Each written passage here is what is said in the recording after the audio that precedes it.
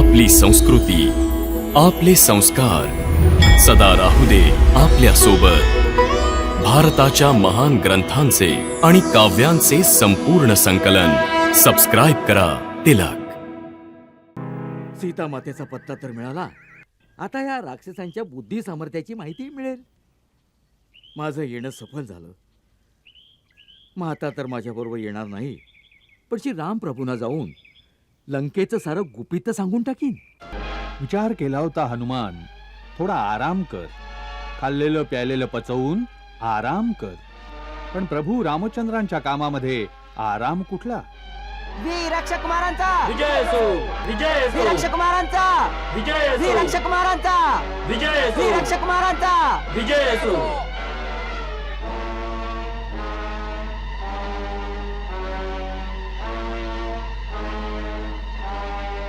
तर हे आहे ते निराळ वानर.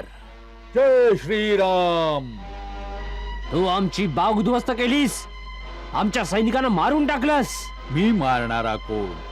बाग उद्ध्वस्त करणारा कोण? जी फुलं फुलतात, फळं बनतात, फांदीवरून गळून पडतात. ओ, वानराची जात आणि इतकी मोठी गोष्ट. ए तुच्छ वानरा, तुझी जीवनाच्या फांदीवरून तुटून मृत्युमुखी पडायची वेळ आली आहे. सुस्वागतम. आपणही आपल्या मनाची अभिलाषा पूर्ण करा श्रीमान. सैनिको, पकडून बांधा त्याला.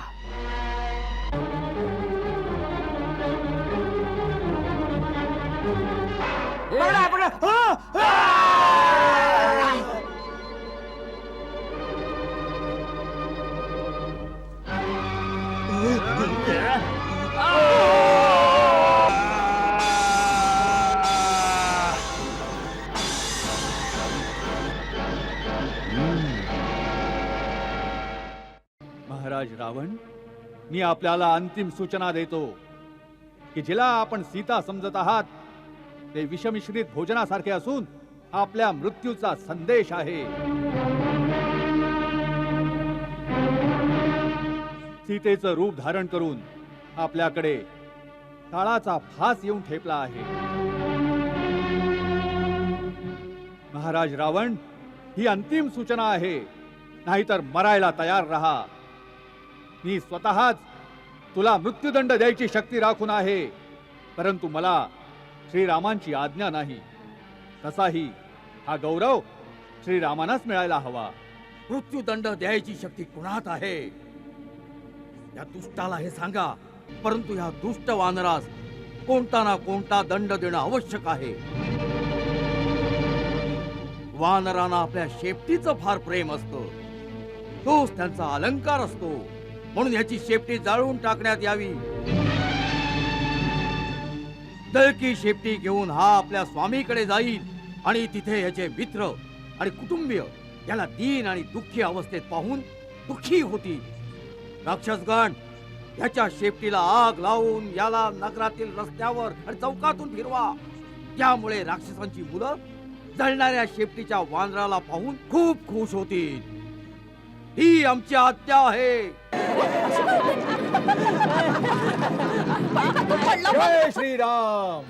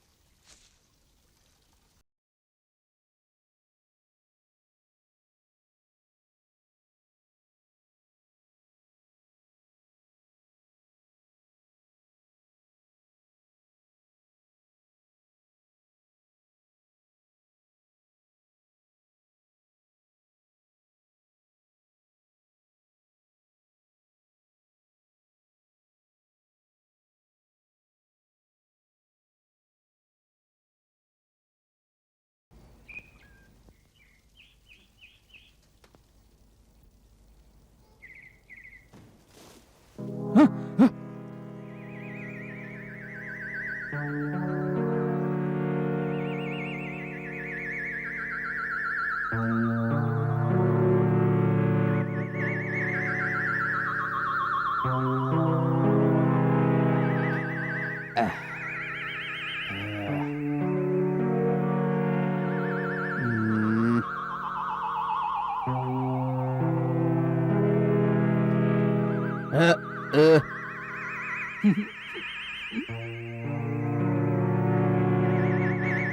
हे कसला दुस्साहस आहे कोण आहेस तू तू कोण आहेस? आम्ही इथले रखवालदार आहोत. तुला माहित नाही ही लंकेचे महाराज रावणाची खास बाग आहे. तुला नाही माहित? मी अयोध्येचे महाराज श्री रामचंद्रांचा खास सेवक आहे. कोणती अयोध्या? कुठले राम? आधी हे सांग, काय तुझं नाव? अरे हे तर मोठं धीट वानर दिसतंय. पकड याला पकड पकड पकड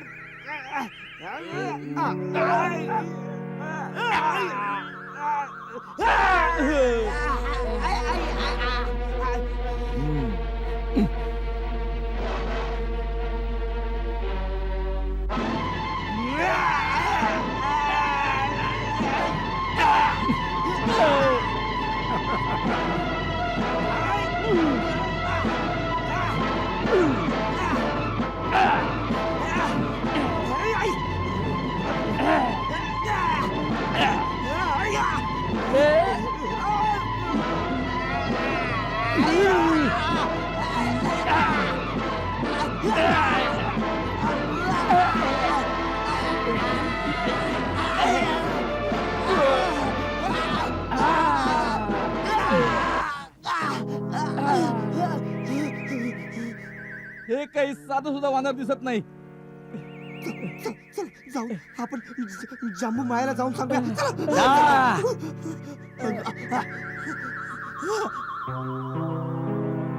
सीता मातेचा पत्ता तर मिळाला. आता या राक्षसांच्या बुद्धी सामर्थ्याची माहिती मिळेल. माझं येणं सफल झालं. मग आता तर माझ्या बरोबर येणार नाही, पण श्री राम प्रभूंना जाऊन लंकेचं सारं गुपित सांगून टाकीन. तो तो बघा तिथे तिथे बसलाय. हम्म. बघा बघा किती किती विकट आहे तो. किती विराट आहे. बघितलं ना. पकडा, बांधा त्याला.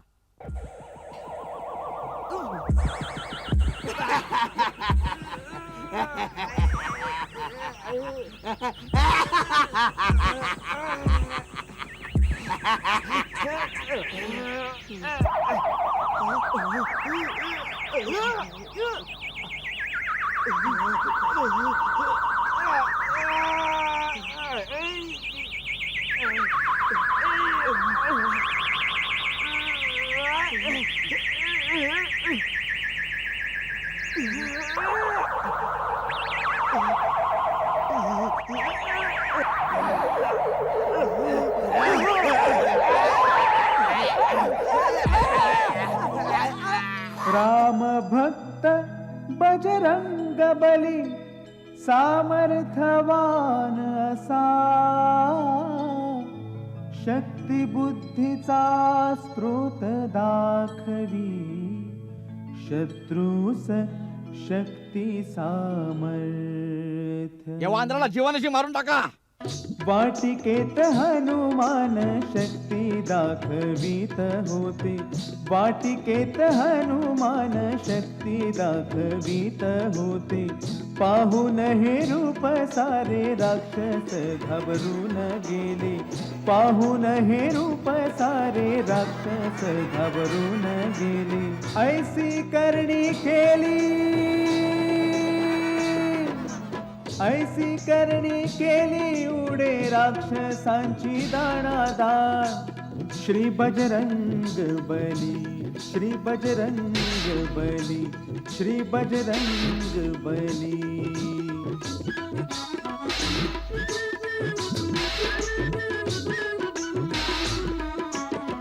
वाटिकेत हनुमान शक्ती दाखवीत होते. वाटिकेत हनुमान शक्ती दाखवीत होते. पाहून हे रूप सारे राक्षस घाबरून गेले. पाहून हे रूप सारे राक्षस घाबरून गेले. वृक्ष उपटले त्याने, वृक्ष उपटले त्याने, सुंदर बाग उधळली त्याने. मोठे वीर धुळीत मिळाले श्री बजरंग बली. मोठे वीर धुळीत मिळाले श्री बजरंग अरे सांगितलं होतं ना आपल्याला हे साधं वानर नाहीये म्हणून. अरे आता तर फक्त मी आलोय, आता माझे स्वामी श्रीराम येतील. जा जाऊन सावध करा आपल्या राजा रावणाला. जा.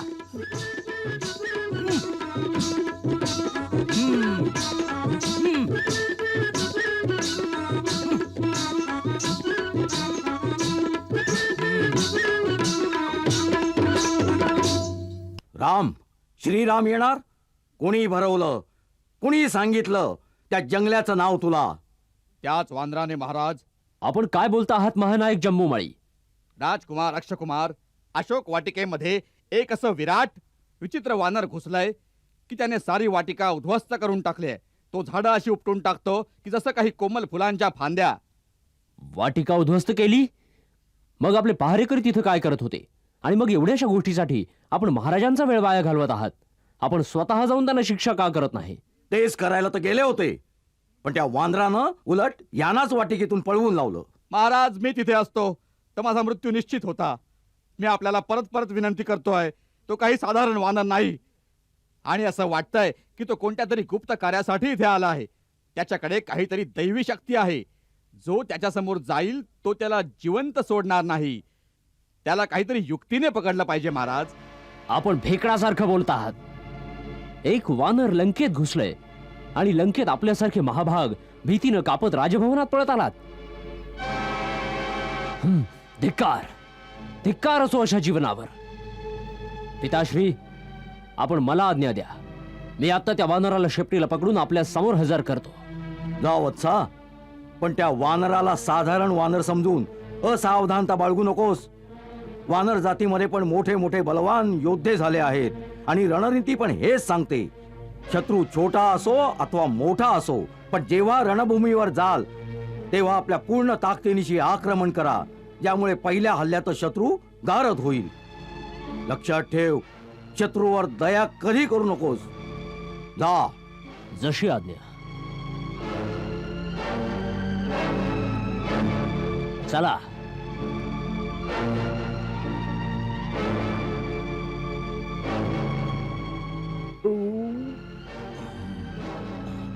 लंकेचे लोक कसंही असो, पण फळं फुलं खूप स्वादिष्ट असतात. आनंद वाटला, आनंद. खाल्लं पण इतकं की प्रभू श्रीरामांकडे जाईपर्यंत भूक नाही लागणार. किती दिवसांची भूक शांत झाली. वीर अक्षय कुमारांचा, विजय असो, वीर अक्षय कुमारांचा, विजय असो, वीर अक्षय कुमारांचा, विजय असो, वीर अक्षय कुमारांचा, विजय असो, वीर अक्षय कुमारांचा. विजय असो. विचार केला होता हनुमान, थोडा आराम कर. खाल्लेलं प्यालेलं पचवून आराम कर. पण प्रभू रामचंद्रांच्या कामामध्ये आराम कुठला? वीर अक्षय कुमारांचा, विजय असो, वीर अक्षय कुमारांचा, विजय असो, वीर अक्षय कुमारांचा, विजय वीर अक्षय असो, कुमारांचा, विजय वीर अक्षय असो, कुमारांचा, विजय वीर असो, अक्षय कुमारांचा, विजय वीर असो, अक्षय कुमारांचा, विजय वीर असो, अक्षय कुमारांचा. विजय असो.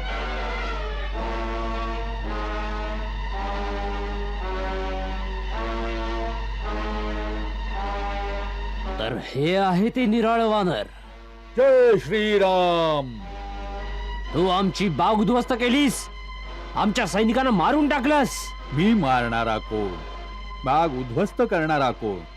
जी फुलं फुलतात, फळं बनतात, फांदीवरून गळून पडतात. ओ, वानराची जात आणि इतकी मोठी गोष्ट. ए तुच्छ वानरा, तुझी जीवनाच्या फांदीवरून तुटून मृत्युमुखी पडायची वेळ आली आहे. सुस्वागतम. आपणही आपल्या मनाची अभिलाषा पूर्ण करा श्रीमान. सैनिको, पकडून बांधा त्याला.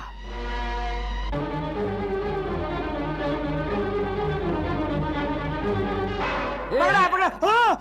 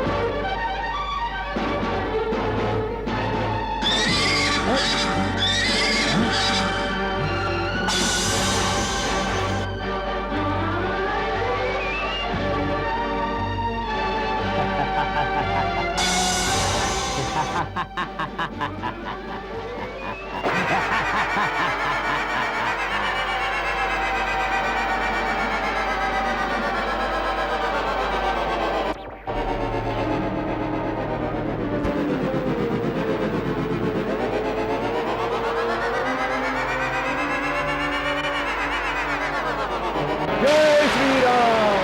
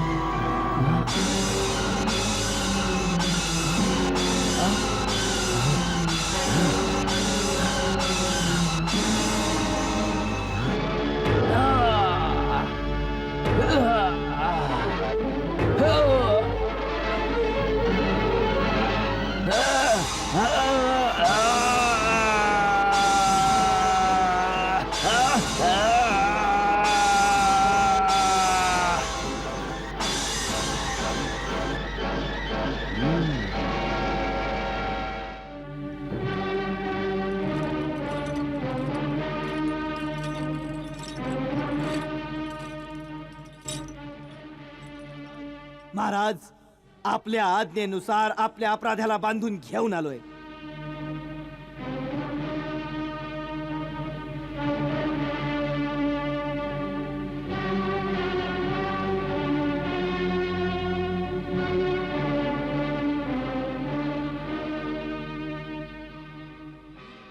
वीर मेघनाथ, आम्हाला तुमच्याकडून हीच अपेक्षा होती. तुमचा पराक्रम गौरवण्या योग्य आहे. हा सगळा आपल्याच शक्तीचा प्रताप आहे महाराज. वत्सा, आम्ही तुझ्यावर प्रसन्न आहोत. आसनस्थ हो.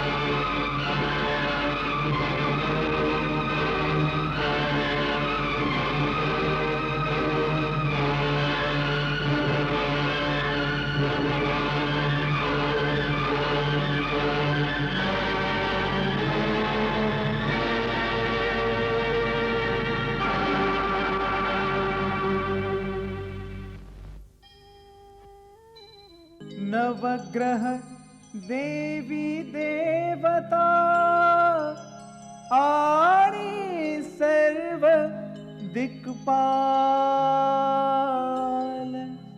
सर्व अदृश्य भयभीत सर्व पाहती वाट हनुमान, पाहती वाट हनुमान. मनोमनी त्यानासा हनुमानाचा प्रणाम. मुक्तीची आशा मनी म्हणती जय हनुमान, म्हणती जय हनुमान. या वानराला घाबरत होतात. याच्यात अशी काय विशेषता आहे? याने न केवळ आमच्या सैनिकाचा संहार केला आहे, तर वरुण राजकुमार, अक्षकुमार सारख्या महान योद्ध्यांचा वधही केला आहे. महाराज, हा दिसण्यात जितका साधा आहे, वास्तवात तितका साधा सुद्धा नाही. हा परम मायावी आहे. अनेक प्रकारच्या कपट विद्या जाणतो. म्हणून हा कोणाच्या तावडीत नाही सापडला. याच्या बरोबर युद्ध करते वेळी एकदा तर मीही विचलित झालो. मग ब्रह्मास्त्राच्या वापराने मी त्याला कैद करू शकलो. याच्यासाठी तुला ब्रह्मास्त्र चालवावं लागलं. होय पिताश्री. तर मग अवश्य हा आमच्या समोर आणण्या योग्य आहे. बोल वानरा, कशाच्या जोरावर तू आमच्या सुंदर उपवनास उजाड केलंस? आमचे राक्षस जे तिथले रक्षक होते, तू त्यांना कुठल्या अपराधासाठी मारलास? प्रभू, आपल्या शरीराला व्यवस्थित ठेवणं आणि त्याचं रक्षण करणं प्राण्याचा पहिला धर्म आहे. ह्याच धर्मानुसार जेव्हा शरीर अत्यंत भुकेले असेल आणि खाण्याचा पदार्थ समोर असेल तर ते खाण्यामध्ये धर्म आणि न्यायाच्या दृष्टीने काहीही दोष नाही. मी 100 योजने समुद्र ओलांडून आलो होतो. या परिश्रमाने मी खूप थकून गेलो होतो आणि भूकही लागली होती. म्हणूनच अशोक वाटिकेतील फळं आपला अधिकार समजून खाल्ली. महाराज, रात्रीच्या वेळी जेव्हा वृक्ष झोपलेले असतात तेव्हा त्यांची फळे व पानं तोडणं वर्ज्य आहे. ह्यासाठी मी प्रथम त्यांना हलवून हलवून जागा करत होतो. त्यांना हलवता हलवता काही वृक्षांची मुळे बाहेर निघाली. बस मग आपल्या सैनिकांनी माझ्या शरीरावर प्रहार केले. आपल्या शरीर रक्षणाच्या धर्मासाठी मला त्यांच्याशी लढावं लागलं. महाराज, यांनी माझ्यावर प्रहार नाही केला, मी त्यांना काही नाही केलं. बस मी केवळ त्यांनाच मारलं ज्यांनी मला मारण्याचा प्रयत्न केला. ह्यासाठी आपले पुत्र राजकुमार अक्ष त्याला परलोकी पाठवावं लागलं. महाराज, जे युद्धाच्या इच्छेने आले त्यांना मारणं अधर्म नाहीये. आमचे प्रिय पुत्र राजकुमार अक्षकुमारांचा वध करते वेळी तुला आमच्या शक्तीचं काहीच भय नव्हतं? वानरा, तू आमचं नाव आणि आमची कीर्ती अजून नाही ऐकलीस? ऐकली आहे महाराज. आपली कीर्ती आणि आपल्या कारनाम्यांची यशोगाथा ऐकली आहे. कसे सहस्रबाहू बरोबर आपण वीरतापूर्वक युद्ध केले होते आणि मग कसे वानरराज वालींनी आपल्याला आपल्या काखोटीला मारून 6 महिन्यांपर्यंत फिरत राहिले. आपल्या वीरतेच्या चर्चा तर तिन्ही लोकांमध्ये ऐकायला मिळतात.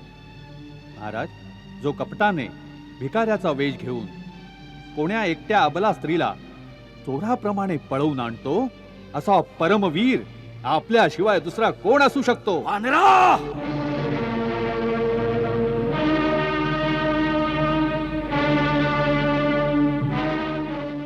माझ्या दरबारात अशा उर्मटपणे भाषा करण्याचा साहस कुणी नाही करू शकत. सेनापती जी महाराज, याची जीभ आता छाटून टाका.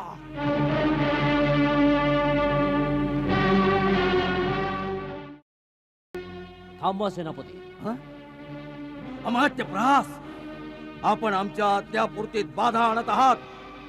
महाराज, असं साहस मी नाही करू शकत. परंतु आपल्या आज्ञापूर्तीच्या आधी मी आपल्या सेवेत एक विनम्र निवेदन करण्याची विनंती करतो. बोल. हे लंकेश्वर, हा कोणी सामान्य मानर वाटत नाही आणि याचं इथं येणंही काही सामान्य गोष्ट वाटत नाही. हे वानर रूप याचा खोटा वेश वाटतोय.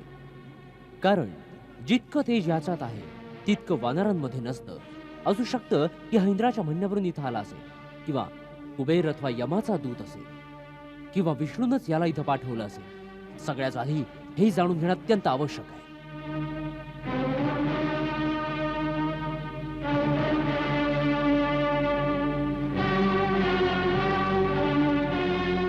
महाराज, मंत्रीवर प्रहस्त्रांचं म्हणणं ठीक आहे. हे जाणणं परम आवश्यक आहे की कोणी ह्याला पाठवलंय आणि त्याच्या मागे कोणा शत्रू किंवा स्वतः देवतांचं काय षडयंत्र आहे. ही सगळी माहिती जी याच्याकडून मिळू शकते याची जीभ छाटून त्याची संधी जाईल. सेनापती, सगळ्यात आधी ह्याच्याकडून सगळी माहिती घ्या आणि जर हा सरळ रीतीनं सांगत नसेल तर याला अशा यातना द्या ज्यानं हा सर्व काही सांगण्यास तयार होईल. आम्ही आपल्या विवेकाची प्रशंसा करतो. सेनापती, अमात्य प्रहसच्या आज्ञेचे पालन करा. इतक्या मोठ्या कार्यक्रमाची आवश्यकता नाहीये महाराज. एवढीशी गोष्ट तर मी स्वतः सांगतो. मी वायुदेवतेचा औरस पुत्र हनुमान आहे. मला ना भगवान विष्णूने पाठवले आहे आणि ना इंद्र आदी देवतांनी. मी तिन्ही लोकांचे स्वामी, अत्यंत तेजस्वी, रघुकुल शिरोमणी भगवान श्रीरामांचा दूत आहे.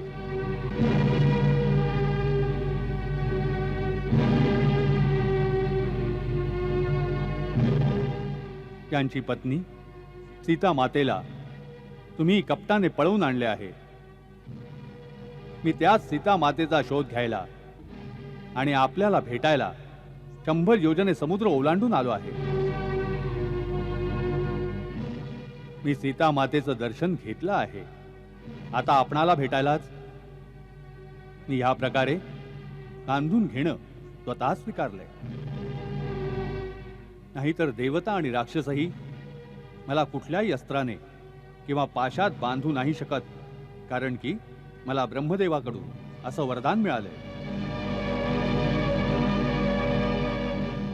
मी तर हे पाहण्याच्या इच्छेने इथे आलो होतो की महर्षी पुलत्स्य, ज्यांचं यश निर्मळ चंद्रासमान आहे, त्यांच्या वंशामध्ये त्यांच्या कीर्तीला कलंकित करणारा असा कोण मूर्ख आहे जो श्रीरामांशी वैर करण्याचं साहस करू शकतो, ज्याला रघुनाथाच्या शक्तीचं न भान आहे न भय आहे. तू एका तुच्छ मानवाच्या शक्तीनं रावणाला घाबरवायला आलायस. रावण, ज्याला ब्रह्मा आणि स्वतः भगवान शिवाकडून शक्ती प्राप्त झाली आहे. जर मी भगवान शंकर असतो तर यावेळी आपल्याला हाच उपदेश दिला असता की वत्सा, माझ्या शक्ती आणि माझ्या दयाबुद्धीचा दुरुपयोग नको करूस. तू धर्मपूर्वक तपस्येच्या द्वारे ज्या शक्ती माझ्याकडून मिळवल्या आहेस त्यांचा उपयोग विनम्रतेने धर्माच्या कार्यातच कर.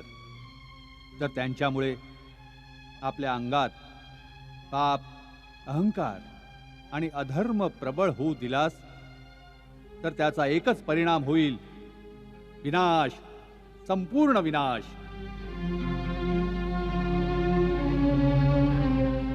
म्हणून विनाशाचा मार्ग सोडून श्रीरामाना शरण जा.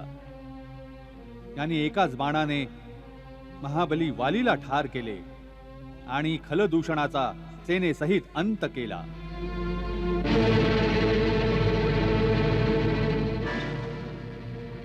त्यांना ओळखा, ते साऱ्या जगताचे स्वामी आहेत. तिन्ही लोकांमध्ये त्यांच्याशी टक्कर घेणारा कुणीही नाही. समस्त देवता, ब्रह्मा, स्वतः मीही त्यांच्या समोर सदा नतमस्तक राहतो. अच्छा, अजूनही वेळ आहे. जानकी मातेला घेऊन त्या शरणागत वत्सलाला शरण जा. चपळ वानरा, ही भगवान शिवाची वाक्य आहेत का तुझ्या भ्रमित बुद्धीचे प्रलाप? वा, आता वानरासारखे आदम प्राणीही रावणाला गुरुप्रमाणे उपदेश करतात. चांगले उपदेश कुठूनही मिळाले तर ग्रहण केले पाहिजे. राजा, आपले रूप आणि धैर्य अद्भुत आहे. आपलं साहस अनुपम आणि कांती निराळी आहे. आपल्यात एका महान राजाची सर्व लक्षण हजर आहेत. केवळ मनाची वृत्ती बदलूनच आपण ते स्थान प्राप्त करू शकता. तिथे देवता आपली पूजा करतील. लक्षात ठेवा, धर्माविरुद्ध कामाने सदा अनर्थच उत्पन्न होईल. पाप स्वतःच आपल्या कर्त्याला मुळापासून नष्ट करून टाकते. म्हणून आपल्यासारख्या बुद्धिमानास दुसऱ्याच्या स्त्रीला घरात कैद करण्यासारखे निंद कार्य शोभा नाही देत. हेच एक पाप आपल्या सर्व शक्ती आणि सोन्याच्या महालांसहित या लंकेचा नाश करून टाकेल. या हसत्या खेळत्या देशामध्ये एका चित्काराखेरीज काहीच उरणार नाही. मृतात्म्यांना पाणी देणार देखील कोणी नाही राहणार.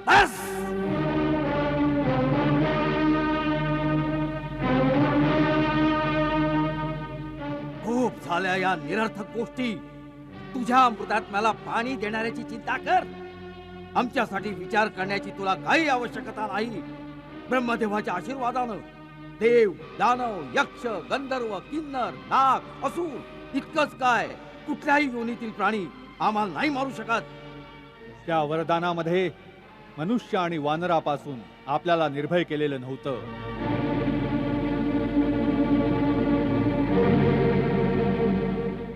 भगवान श्रीराम ह्यावेळी नररूपात आहेत आणि सुग्रीव वानर आहे.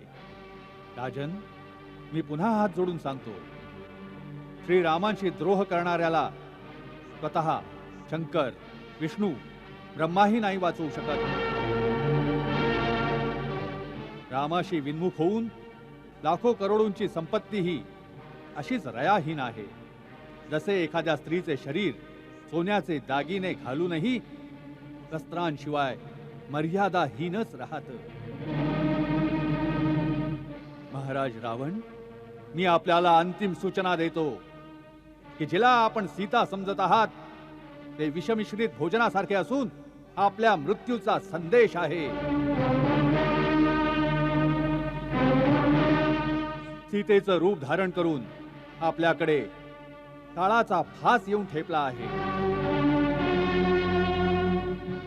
महाराज रावण, ही अंतिम सूचना आहे, नाहीतर मरायला तयार रहा. मी स्वतःच तुला मृत्यूदंड द्यायची शक्ती राखून आहे, परंतु मला श्रीरामांची आज्ञा नाही. तसाही हा गौरव श्रीरामांनाच मिळायला हवा. मृत्यूदंड द्यायची शक्ती कुणात आहे? या दुष्टाला हे सांगा. त्याच वेळी याचं शिर कापून टाका.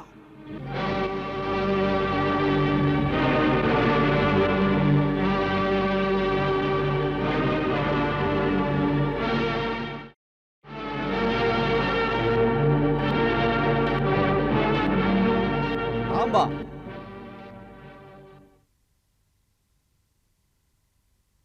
राक्षसराज, क्षमा करा.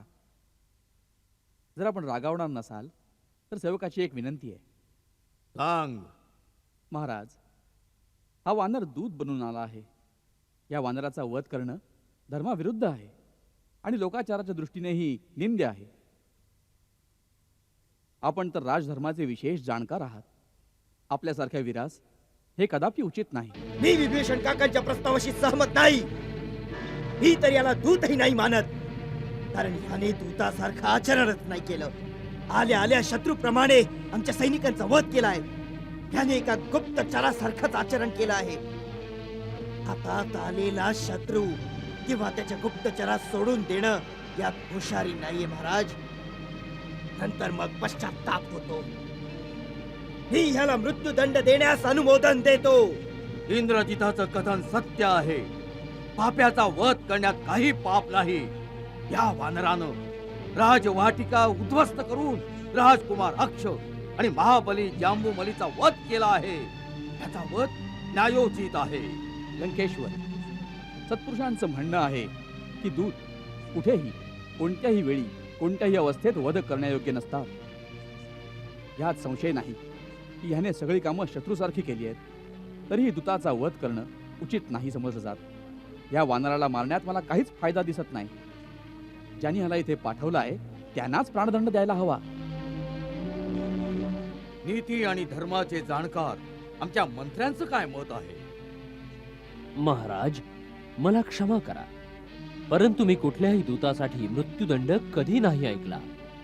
जर दूत मर्यादेचं उल्लंघन करत असेल तर त्याच्यासाठी दुसऱ्या प्रकारचे बरेचसे दंड उचित सांगितले आहेत. जसं अंगभंग करून टाकणं, किंवा डोक्याचं मुंडन करणं, किंवा त्याच्या शरीरावर काही चिन्ह उमटवणं. महाराज, दूत सदा आपल्या स्वामीच्या अधीन असतो, म्हणून तो आपल्या स्वामीच्या हिताचीच गोष्ट करतो. म्हणून तो शत्रूप्रमाणे जरी व्यवहार करेल तरी वधाच्या योग्य नसतो. माझ्या मते ह्याला दुसरा कुठला तरी दंड द्यायला हवा.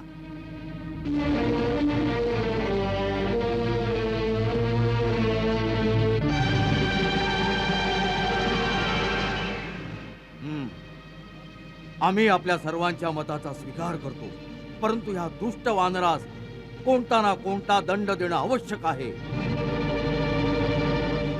वानरांना आपल्या शेपटीचं फार प्रेम असतं. तोच त्यांचा अलंकार असतो. म्हणून ह्याची शेपटी जाळून टाकण्यात यावी.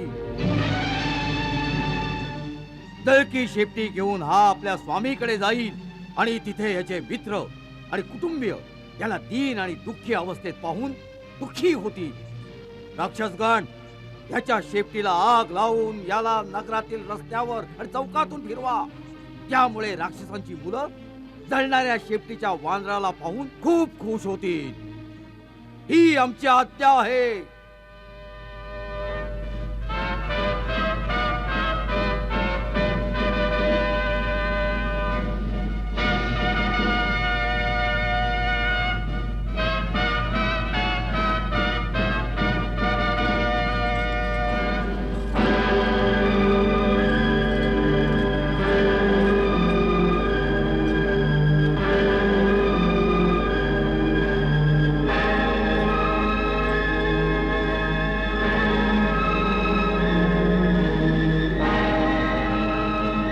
अगं ऐकलंय की महाराष्ट्र त्याला मृत्यूदंड देणार होते, परंतु मंत्र्यांच्या सांगण्यावरून दूताचा वध हा नीतीविरुद्ध आहे. त्यांनी आज्ञा दिली आहे की त्यांची शेपटी जाळून त्यांचा अपमान करा.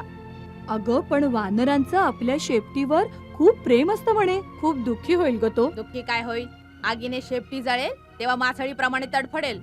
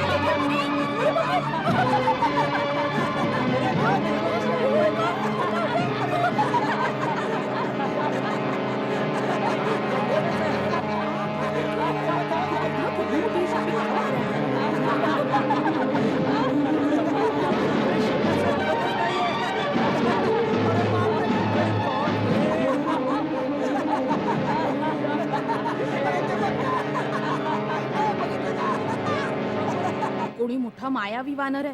जस जसं त्याच्या शेपटीवर तेलाने भिजवलेलं फडकं बांधलं जातंय तस तशी त्याची शेपटी लांबच लांब होत चालली आहे. जितकी शेपटी लांब असेल तितकी आग जास्त फैलावेल, तितका अधिक तडफडेल. किती मूर्ख आहे. वानरच आहे ना, मूर्ख तर असणारच.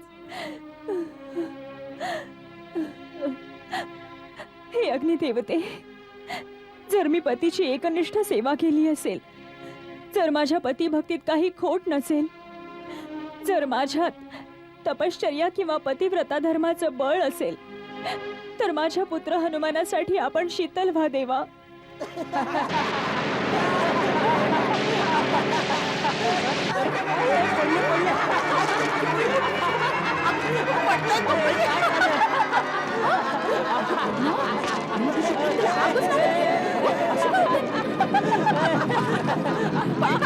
जय श्रीराम.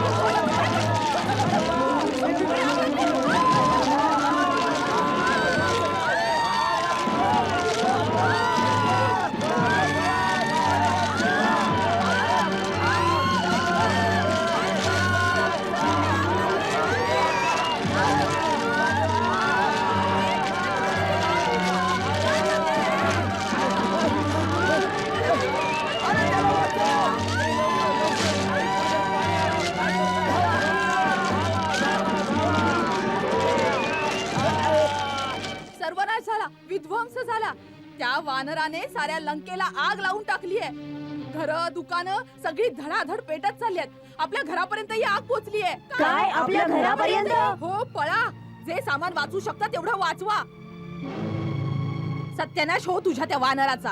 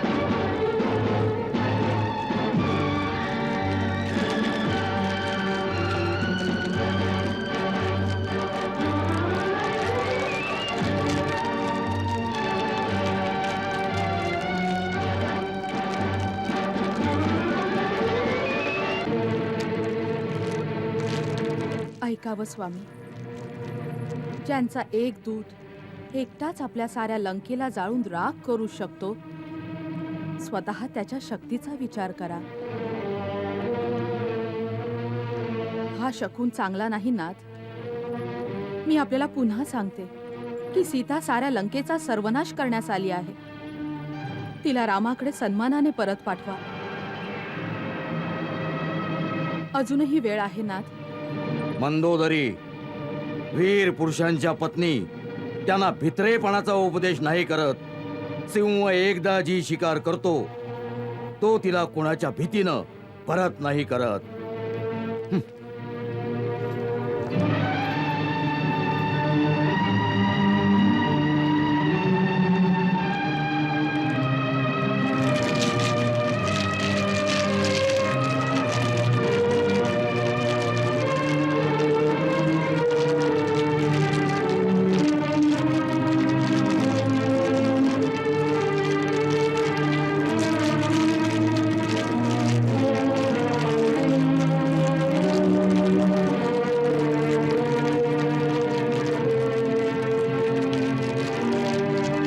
जय श्रीराम.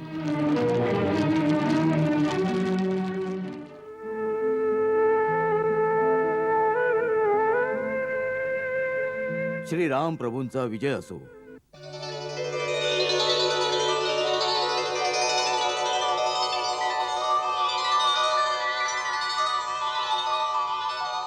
प्रभू, गुप्तचराने एक शुभ समाचार दिला आहे की युवराज अंगदच्या नेतृत्वाखाली जो वानर युद्ध दक्षिण दिशेला गेला होता तो किष्किंधेला परतत आहे.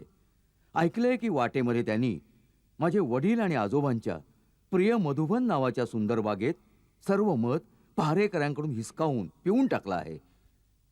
ही या गोष्टीची निशाणी आहे की हा सारा वानर युद्ध खूपच प्रसन्न आहे. म्हणजे ते अवश्यच जानकी देवीचा शोध लावण्यात सफल होऊन परतत आहेत.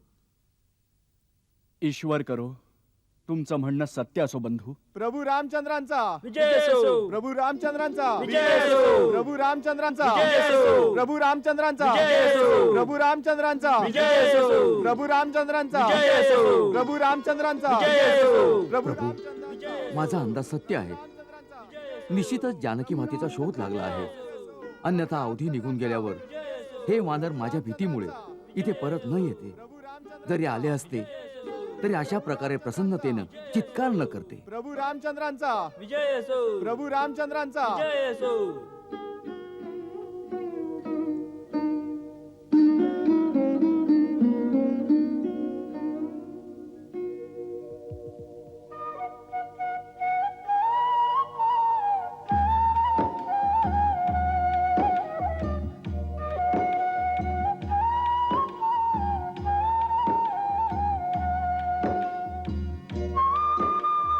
श्रीरामप्रभूंचा विजय असो. युवराज अंगद, जांबुवंत, हनुमान आणि समस्त वानरवीर, आम्ही आपल्या सर्वांच्या येण्यानं खूप प्रसन्न झालोय. आपण सर्वजण खुशाल तर आहात? आपण ज्या कामासाठी गेला होतात ते काम सिद्धीस गेलं का? हे रघुनंदन, आपण ज्यावर कृपा करता तो सदा खुश राहतो, तोच विजयी होतो, ज्याचं यश तिन्ही लोकात प्रकाशमान होतं. म्हणूनच हे नाथ, आपल्या कृपेनं आमची सर्व कार्यसिद्धीस गेली आहेत. हे रघुकुल शिरोमणी, पवनपुत्र हनुमानानं एकट्यानंच जे साहस आणि पराक्रम दाखवलाय त्याच्या गौरवगाथेचं वर्णन 1000 मुखांनीही नाही केलं जाऊ शकत. ते 100 योजनांचा समुद्र ओलांडून लंकापुरीत जाऊन आले आहेत आणि माता सीतेचं दर्शन घेऊन आले आहेत. काय, तू सीतेचं दर्शन घेतलंस? प्रभू, यात माझा काहीच गौरव नाहीये. हा आपल्या शक्तीचा प्रताप आहे की मी भगवती सीतेच्या श्री चरणांपर्यंत पोहोचू शकलो. हनुमान, हनुमान, तू सीतेपर्यंत पोहोचलास? तू खरंच सीतेपर्यंत पोहोचलास? ती कुशल तर आहे ना? हो प्रभू, देवी सीता कुशल आहेत. मी त्यांचं दर्शन घेऊन आलो आहे.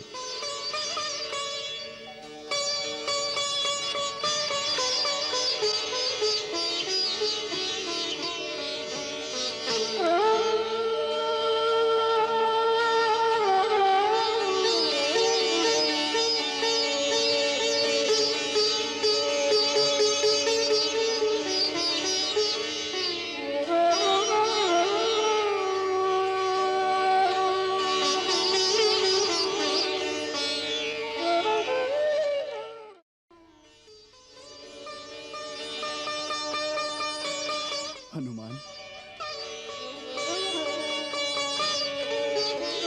हनुमान, मला असं वाटतंय की ज्या डोळ्याने तू सीतेला पाहून आला आहेस त्या डोळ्यांमध्ये बसून मी सुद्धा स्वतः त्या रूपाचं दर्शन घ्यावं, परंतु हे संभव नाही. हनुमान, आता तूच मला सांग की माझी सीता कशी आहे, ती दिवस कशी कंठत आहे, ती कधी माझी आठवण तरी काढते की नाही? आपण विचारता आहात की कधी आठवण काढते की नाही? भगवान, हे विचारा की काय कुठला असा क्षण आहे की ती आपल्याला विसरत असेल? प्रभू, त्यांनी तर जणू आपल्या चारी बाजूस राम नामाचा वेढा टाकला आहे आणि त्याच वेढ्यात अशा प्रकारे राहते जसा शिंपल्याच्या आत पवित्र मोती राहतो. आणि ज्या जमिनीवर झोपते, ज्या आकाशाखाली राहते, ज्या वायूत श्वास घेते, ती धरती, ते आकाश, तो वायू, सर्व काही रामच आहे. त्यांच्या चारी बाजूस श्रीराम जर नसते तर आज सीता माता जिवंत नसती. खूप भयंकर राक्षसिणी सतत त्यांच्यावर पहारा देत असतात आणि रावणाच्या सांगण्यावरून त्यांना घाबरवत दटावत राहतात. तसं थंडीच्या दिवसात काला पडल्याने कमळ सुकून जाते, त्याच प्रकारे सीता मातेचं शरीर निस्तेज झालं आहे. आपली वाट पाहत पाहत त्यांना निराशा येत चालली होती. की कदाचित आपल्याला हे कळलंच नाही की त्यांना कोण घेऊन गेलं आहे आणि कुठे घेऊन गेलं आहे. याच विचाराने त्यांनी प्राण सोडण्याचा निश्चय केला होता. मी त्यांचे खूप सांत्वन केले आहे आणि विश्वास दिला आहे की श्री रामप्रभू महाराज सुग्रीवांची सेना घेऊन येतील आणि लवकरच लंकेवर चढाई करतील आणि त्यांना मुक्त करतील. भगवंत, जर मातेला जिवंत पाहू इच्छित असाल तर आता विलंब नका करू.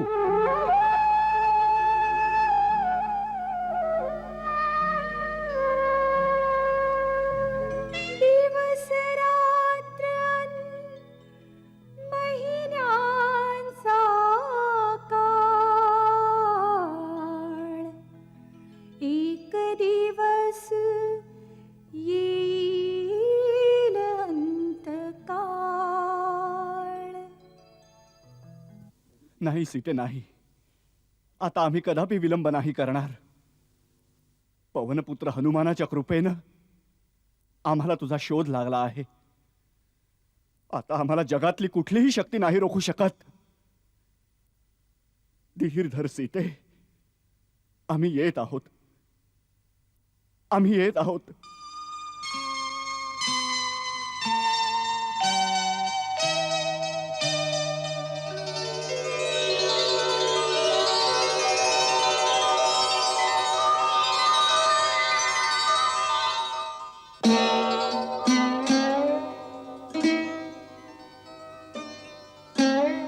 हनुमान, तिनं आमच्यासाठी काही संदेश दिला आहे, काही सांगितलंय आम्हाला. हो प्रभू, त्यांनी हात जोडून सांगितलं होतं की मी जे बंधू लक्ष्मणास अपशब्द बोलले होते त्यासाठी मी लक्ष्मणाची क्षमा मागते आणि आपलीही क्षमा मागते.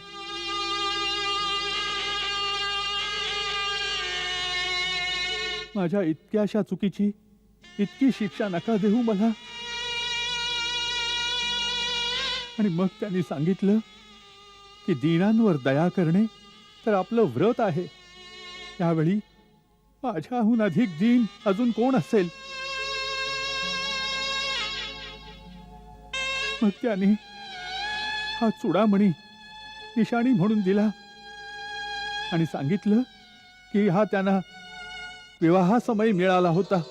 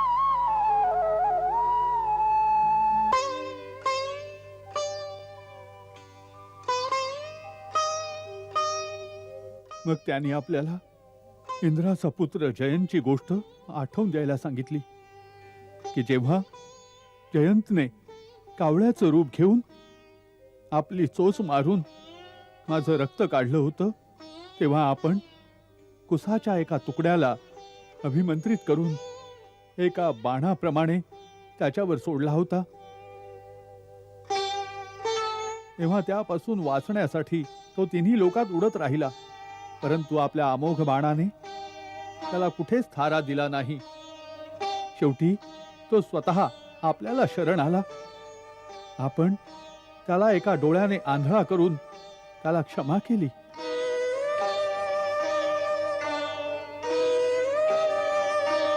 मातेने सांगितलं की ही घटना केवळ आपल्याला आणि त्यांनाच माहीत आहे.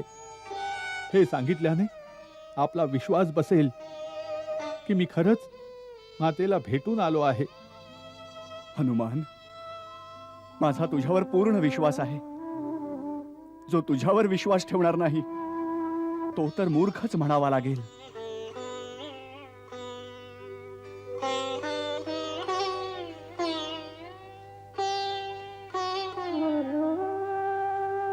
प्रभू, जयंची कहाणी सांगून मातेने रडत रडत इतकंच सांगितलं की माझ्यासाठी जर एका कावळ्याची खोडी आपण सहन करू शकत नव्हतात, तर आज माझ्यावर जे अत्याचार होत आहेत ते आपण कसे सहन करत आहात? नाही, सहन नाही होत आहे. आम्ही खरंच सहन नाही करणार. आम्ही तुला कसं सांगू की आमच्या मनाची अवस्था काय आहे?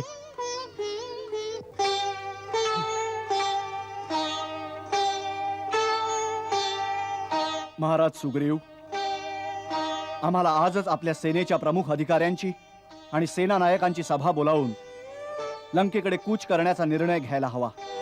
जशी आज्ञा प्रभू. जांबुवन, अंगद, आज रात्री सभा आयोजित करा. जशी आज्ञा महाराज.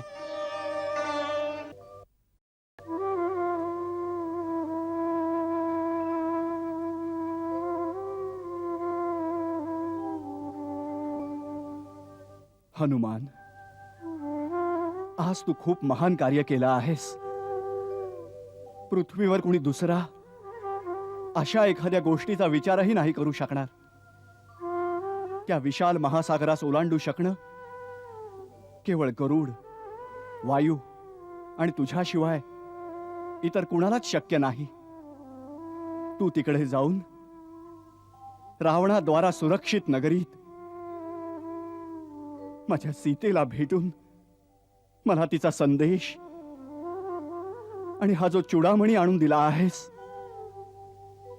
मला तर असं वाटतंय जणू तू मला सीतेलाच भेटवलं आहेस.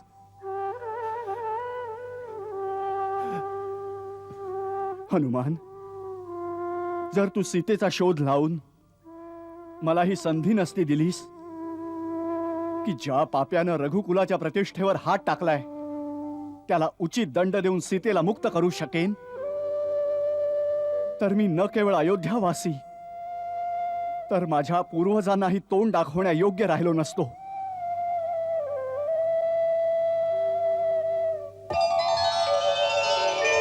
आज तू रघुवंश, माझा आणि लक्ष्मणाचा धर्म आणि आमच्या प्रतिष्ठेच्या रक्षणाचा मुख्य आधार बनला आहेस.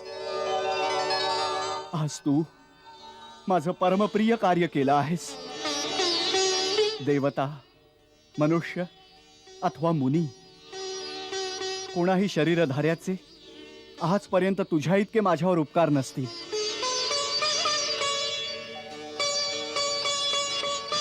हनुमान, तुझ्या या उपकाराची किंमत चुकवणं माझ्यासाठी संभव नाहीये. मी तर आज जन्मजन्मासाठी तुझा ऋणी झालोय पुत्रा, तुझा ऋणी झालोय.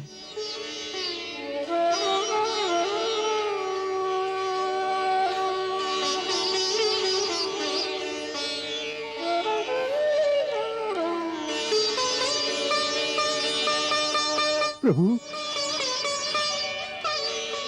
प्रभू, नहीं प्रभू, नहीं.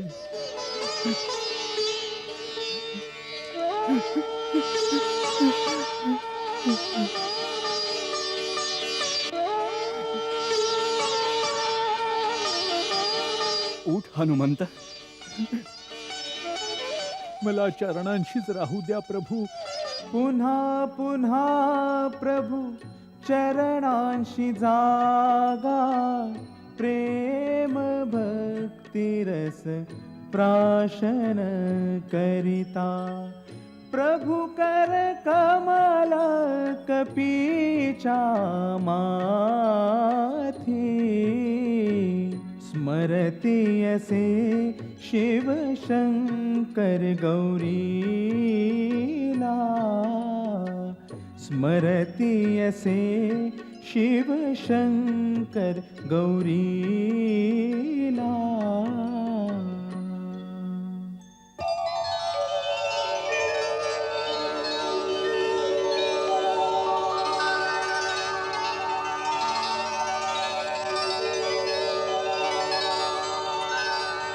स्वामी, हे आपण काय पाहत आहात?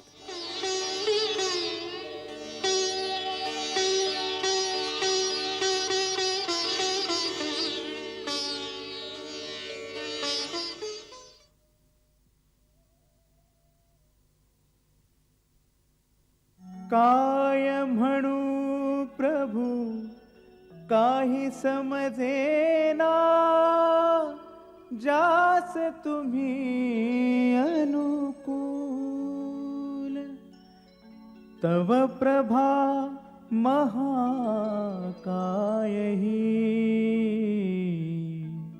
जाणत नाही कुणी. प्रभू, त्याच्यावर आपली कृपा असते. त्याच्यासाठी विश्वात कोणतंही काम कठीण नाही राहत. त्याच्यासाठी असंभवही संभव होऊन जात. तरीही जर आपण ऋण चुकवण्याची गोष्ट करता तर प्रभू, कृपा करून मला आपली निश्चल भक्ती द्यावी.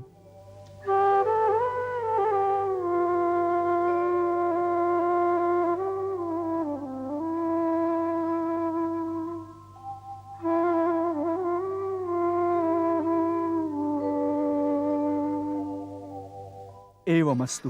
नाथ भक्ति अति सुखदाई, नाथ भक्ति अति सुखदाई. कृपा करामी अनुयायी, कृपा करामी अनुयायी. ऐक प्रभू तू सरळ कपिवाणी, एवमस्तु म्हण त्यास भवानी, एवमस्तु म्हण त्यास भवानी.